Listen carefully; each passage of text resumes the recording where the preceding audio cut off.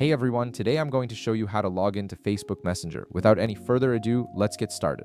You'll see a field labeled mobile number or email at the top of your screen. Go ahead and click on this field. This is where you'll enter the credentials associated with your Facebook account so you can access all your messages and conversations. Type in either your mobile number or the email address you used when you originally set up your Facebook account. Make sure you enter it correctly to avoid any login issues. Once you've entered your mobile number or email, you'll notice the password field appears below it.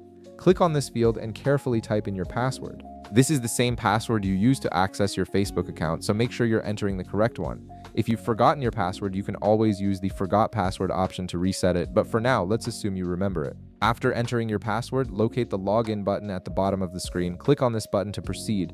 The app will now verify your credentials and connect you to your Messenger account. This process usually takes just a few seconds, so give it a moment to authenticate your login information and load your messages. Now, once you've successfully logged in, Messenger will ask if you want to save your login information for future sessions. This is a convenient feature that allows you to stay logged in and access your messages more quickly next time you open the app. You'll see two options here, save or not now. If you're using your personal device and want quick access to Messenger without having to enter your credentials every time, go ahead and click Save. However, if you're on a shared device or prefer to manually log in each time for security reasons, click Not Now instead. And that's it. You're now logged into Facebook Messenger and can start chatting with your friends, family, and contacts right away. If this video helped you out, be sure to leave a like, subscribe, and I'll see you in the next one.